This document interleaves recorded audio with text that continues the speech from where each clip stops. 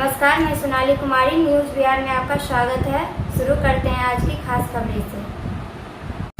7 जून को भारत के गृह मंत्री अमित शाह के होने वाली वर्चुअल रैली को सफल बनाने के लिए भाजपा कार्यकर्ताओं ने अभी से पूरी तरह कमर कस ली है तथा जीत और मेहनत भी शुरू कर दी है। इसी को लेकर आज भाजपा जिला अध्यक्ष राजकिशोर सिंह की अध्यक्षता में एक प्रेस वार्ता का आयोजन किया गया। जिला अध्यक्ष राजकिशोर सिंह ने बताया कि पूरे जिले में 1940 बूथ हैं, जहां सभी बूथों पर 20 से 25 कार्यकर्ता मोबाइल एवं अन्य संसाधनों के द्वारा वर्चुअल रैली में शामिल होंगे। साथ ही साथ जिले के 269 शक्ति केंद्र हैं, वहां से भाजपा के जिला स्तर के पदाधिकारी एवं कार्यकर्ता सीधे अमित शाह से जुड़ेंगे। इस कार्यक्रम को सफल बनाने के लिए जिला स्तर से सभी बूथों पर निर्देश जारी कर दिया गया है। जिला अध्यक्ष राजकिशोर सिंह ने बताया कि इस रैली के दौरान गृह मंत्री अमित शाह भाजपा सरकार के 1 साल के दौरान किए गए कार्यों को जनता के समक्ष रखेंगे। पूरे जिले में वर्चुअल रैली के लिए 1944 जगहों पर रैली होगी। कुछ रैली बहुत बड़ी रैली होगी, कुछ रैली छोटी रैली होगी, लेकिन प्रत्येक रैली में कम से कम 20 संख्या और अधिक से अधिक 50 संख्या रहेगी। इसके लिए प्रत्येक बूथ से लेकर मंडल से लेकर शक्ति केंद्र और जिला स्तर तक में प्रभारी का नियुक्त हुआ है।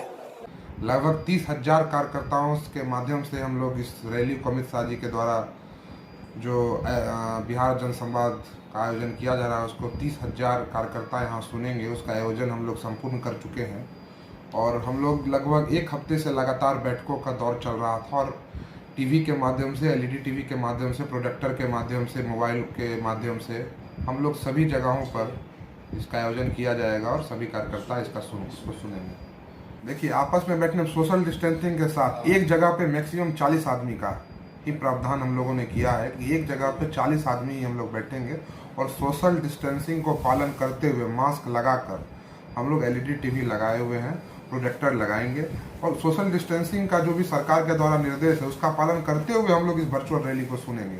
और उसका पालन करते हुए ही, इसलिए ही अमित शाह जी डिजिटल के द्वारा आ रहे हैं ताकि इस वैश्विक महामारी कोरोना को देखते हुए डिजिटली आ रहे हैं। वो देखिए, अमित शाह जी का जो वर्चुअल रैली कल होना है, बिहार में नरेंद्र मोदी जी की जो 1 साल की जो उपलब्धि है उसको लेकर, जहां तक बात रही विपक्ष के पास देखिए कोई मुद्दा नहीं है।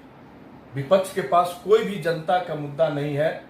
माननीय नरेंद्र मोदी जी की सरकार और हमारे बिहार में नीतीश और सुशील मोदी की सरकार, डबल इंजन की सरकार जिस ढंग से चल रही है, जिस ढंग से तेजस्वी यादव की आज छाती पीट रहे हैं आज पटना के अपने कार्यालय के चौराहे पर, सीढ़ी लगा के आज चढ़ रहे हैं छत के ऊपर और बैनर लगा रहे हैं। मैं उनसे पूछना चाहता हूँ, जब कोरोना महामारी थी, आम लोग मर रहे थे, भूखे सो रहे थे, तो उस समय दिल्ली के वालिशान मकान में सो रहे थे, उस समय वो कहाँ थे? चुनाव नजदीक आई है तो आज जाति और पाति की राजनीति की बात वो कर रहे हैं, थाली पीटने की बात कर रहे हैं। नरेंद्र मोदी जी इस समय कोरोना योद्धा के हौसला अफजाई करने के लिए पूरे देशवासियों से अपील किया था, उस समय कहाँ थे तेजस्वी यादव? क्यों नहीं घर के बाहर बालकोनी में निकले और जाकर थाली पीटा और ताली बजाकर हौसला अफजाई किया? आज वो बौखलाहट है। अमित शाह जी का जो कल वर्चुअल रैली होगी वो ऐतिहासिक होगी और बेगूसराय ही नहीं, बिहार ही नहीं, पूरे देश में सैकड़ों ने, लाखों, करोड़ों युवा अमित शाह के वर्चुअल रैली को सुनेंगे और तेजस्वी यादव और कम्युनिस्ट जो लगातार देश को और जाति और पाति को में बांटने का काम किया है, वैसे लोगों को करारा जवाब कल मिलेगी।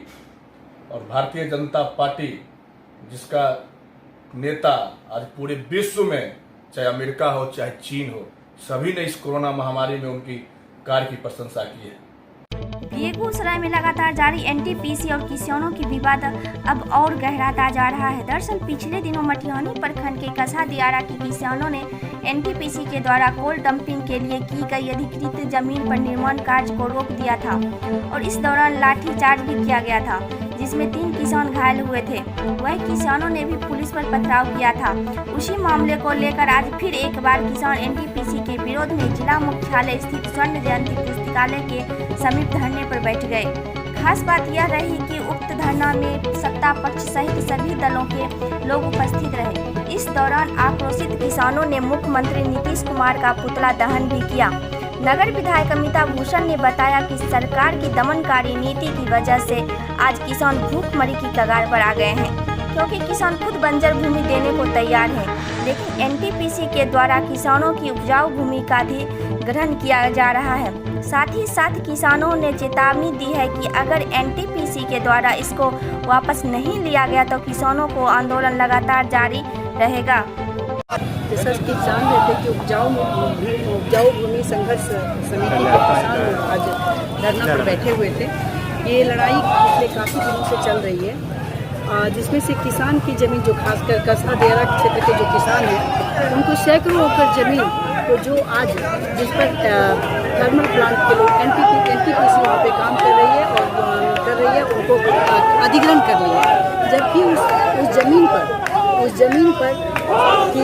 ज़मीन के कागजात किसान के पास है, उनकी ज़मीनें उनके पुख्ता सबूत हैं। उसके बावजूद भी बिना किसान को कहे हुए, किसान से बात किए हुए उस पर ज़बरदस्ती उसको कब्जा कर रही है। इन किसानों की मांग है कि हमारे पास जब कागजात है, हमारी ज़मीन है, तो आपको एक तरफ सरकार एक बात करती है विकास के लिए, तो विकास के लिए भी जब आप काम करेंगे, विकास में किसानों की ज़मीन का क्या होता है, एक बातचीत होती है, बातचीत होने के बाद आप उनकी ज़मीन लेंगे, और ज़मीन भी तब जब आपके पास विकल्प नहीं है, जबकि थर्मल प्लांट के पास सैकड़ों एकड़ ज़मीन पड़ी हुई है, बंजर भूमि पे वो छाई के लिए उनको ज़मीन चाहिए, तो सैकड़ों एकड़ जब ज़मीन आप पड़ी हुई है, आपके पास बेहतर विकल्प है, तो ये उपजाऊ इसमें से कई एकड़ ज़मीन ऐसे जहाँ 3 फसल होते हैं, तो इससे किसान के पास कई किसानों को जो उनके ऊपर उनका जीवन यापन चलता है। तो आज जब ये किसान की ज़मीन जब सरकार ले लेगी, सरकार अधिग्रहण कर लेगी, उस पर जब कब्जा कर लेगी, तो ये किसान के पास भुखमरी का सवाल उठ जाएगा। तो आज बैठे हैं, आज हम लोग भी साथ पिछले दिनों इनके ऊपर, किसान के ऊपर जब अपनी वहाँ पर कार्य शुरू हो गया था, तो किसानों पर लाठीचार्ज भी हुआ था, जो शांतिपूर्ण तरीके से वहाँ पर अपने काम को रोकने के लिए, आग्रह करने के लिए एक वार्ता होनी चाहिए, वार्ता करके समाधान निकालना चाहिए। जो भी हम विकास को भी रोकना नहीं चाहते हैं, लेकिन विकास किसके लिए? विकास आम जनता के लिए, लेकिन आम जनता ही आपके विकास से खुश नहीं, वही आम जनता ही भुखमरी पर आ जाएगी, तो विकास किस काम का?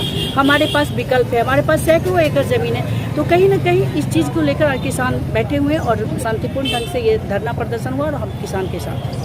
तो किसान की मांग है, इसको जल्द से जल्द किसान के हित में सरकार को फैसला लेना चाहिए, ताकि ये संघर्ष समिति के जो लोग आज धरना प्रदर्शन आंदोलन पर है, इस आंदोलन को खत्म करना चाहिए और किसानों की मांग को सरकार को सुनना चाहिए। किसानों के मांग को लेकर जो भूख हड़ताल पे बैठे हुए थे, और अभी यहाँ नीतीश कुमार जी का पुतला दहन किया जा रहा है। आइए हम बात करते हैं कांग्रेस के नेता अभय कुमार उत्साहन सिंह जी से, जानते हैं कि इन्होंने अभी क्यों धरना मांग किया। किसान को उपजाऊ ज़मीन नीतीश कुमार जी के द्वारा जबरन लिया जा रहा है।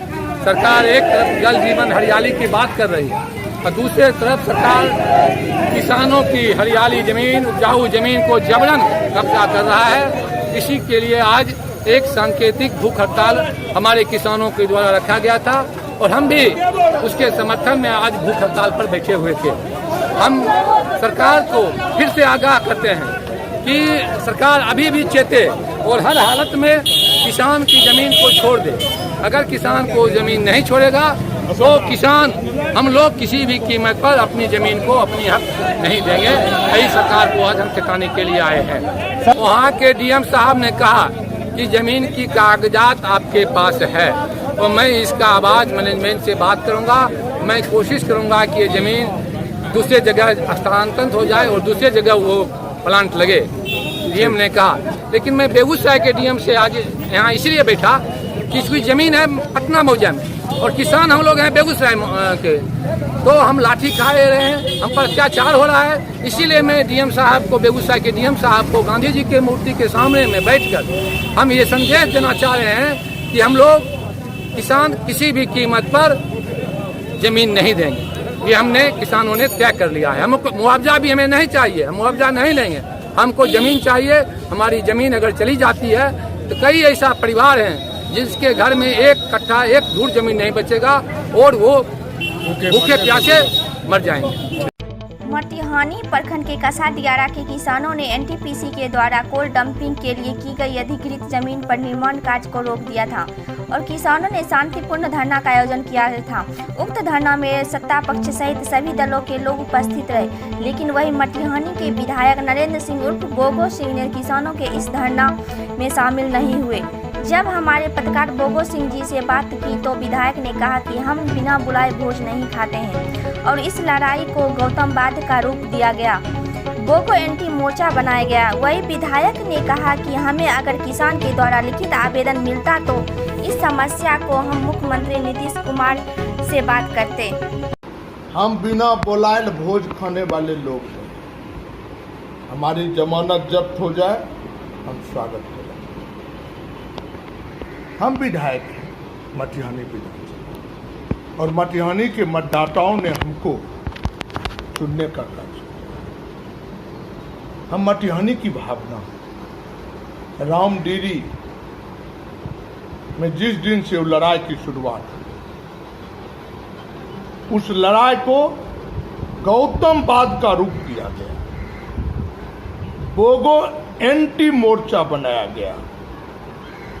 जो बोगो किस में इंटरफेयर करने मत दो, उस लड़ाई में शत्रुघ्न बाबू को बुलाया गया, रामजीवन बाबू को बुलाया गया, हमारे पार्टी के जिला अध्यक्ष को भी बुलाया गया। ऑल पार्टीज, ऑल जनप्रतिनिधि उस लड़ाई में शिरकत की। हम उनका स्वागत करते हैं। लड़ाई जनून है, इस बात से हम इनकार नहीं करते, लेकिन हमको वो लोग कहे ये डोम है, इसको पंगट पर बैठाओगे तो भोजे अशुद्ध हो जाएगा। भाई कान गाय का बटन अलग है। कल परसों भी हुई, हमको कोई इधर 6 महीना पहले जगतपुरा के 2-4 आदमी मेरे यहाँ आए,